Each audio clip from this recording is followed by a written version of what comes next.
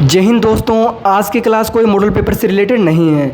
आज की क्लास में मैं आपको बताऊंगा कि अगर आप घर पर कंपटीशन की तैयारी कर रहे हैं तो कंपटीशन की तैयारी कैसे करनी है। कुछ बच्चे ऐसे ही ऑप्शन को पढ़ लेते हैं और उसका आंसर देख लेते हैं और याद कर लेते हैं, वो कुछ दिन बाद भूल जाते हैं। तो आपको बताता हूँ कि आपको तैयारी कैसे करनी है।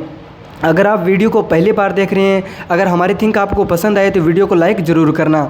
तो आपको बताता हूँ, अगर आप लॉकडाउन के कारण कोई भी क्लासें नहीं लग रही है, जिसके कारण कोचिंगें स्कूलें बंद पड़े हैं, तो आपको घर पर तैयारी करनी हो तो कोई भी ऑब्जेक्टिव पर्सन, अगर थ्योरी पढ़ते हैं तब तो अलग बात है, अगर आप केवल ऑब्जेक्टिव पढ़ते हैं तो उसको इस तरह पढ़ें कि जैसे दूध की शुद्धता किस यंत्र में मापा जाता है। जैसे हमने ये जनरल साइंस का एक पर्सन लिए कि दूध की शुद्धता किस यंत्र से मापी जाती है, तो आपको दे रखा है A number option lactometer, B number option ammeter, C number option voltmeter.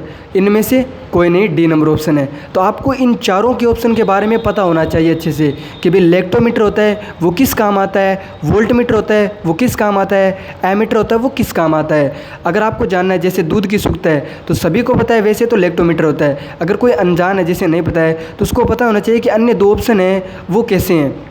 जैसे एमीटर होता है उसको धारा के मापन के लिए काम में लिया जाता है। अगर हम बात करें वोल्ट मीटर की तो उसे वोल्टता मापने के लिए काम लिया जाता है। तो इससे हमारे दो आंसर तो कैंसिल हो गए, ऑप्शन तो कैंसिल हो गए, कभी बी और सी नहीं आएगा, क्योंकि इसमें वोल्ट मीटर का मापन किया जाता है और इसके अंदर धारा का मापन किया जाता है। बचा लेक्टोमीटर। ऐसे हम राइट आंसर को टिक कर सकते हैं। अगर ऐसे डी ऑप्शन कोई अलग भी होता तो उससे हम उससे चुन लेते कि भाई अगर अलग ऑप्शन है तो उससे पता लगा लेते कि भाई इस आंसर का राइट आंसर क्या होगा। तो दूध की शुद्धता किस यंत्र से मापी जाती है, लेक्टोमीटर से। ऐसे हमें प्रश्नों को याद करना है। जैसे अगर नीचे वाले प्रश्न की बात करें, जैसे ऐसे है कि जूल तथा अर्घ किसके मात्रक है। अब सभी को पता है कि जूल अर्घ और कार्य का मात्रक है। जिसको नहीं पता है तो उसको जानना ज़रूरी होता है कि उसके कैसे जाने। जैसे जूल होता है तो जूल, अब हमें पता होना चाहिए कि कार्य का जो मात्रक होता है वो जूल से और अर्घ से डिपेंड किया जाता है, क्योंकि 1 जूल बराबर 10 की पावर 7 अर्घ होता है। अगर ये हमें पता होगा तभी हम इस ऑप्शन को आंसर कर पाएंगे, वरना तो इसका आंसर होगा ही नहीं।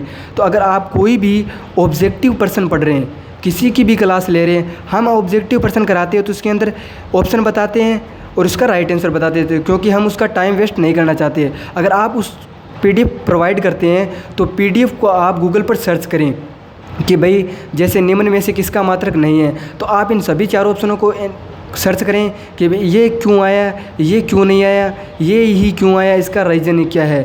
जिसे हमें पता होना चाहिए कि प्रश्न तनाव F/L होता है और चालकता 1/R होती है, श्यानता ये होती है। तो इससे हमें पता चलता है कि विकृति की कोई विमा नहीं होती है, क्योंकि इसका कोई मात्रक नहीं होता है।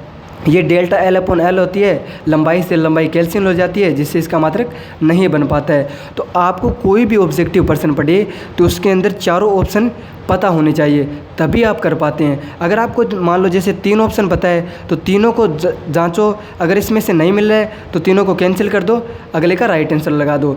ऐसे ही आपको कंपटीशन की तैयारी करनी है और ऐसे ही अच्छे से एग्ज़ाम को फाइट करना है। अगर सीधा पढ़ के जाओगे कि भाई इसका मात्रक ये नहीं होता, विकृति होता है, तो थोड़े दिनों बाद में आप भूल जाओगे कि किसका मात्रक होता है, किसका मात्रक नहीं होता है। इसलिए कंपटीशन की आपको तैयारी करनी है तो सभी ऑप्शनों को अच्छे से पढ़ना पड़ेगा।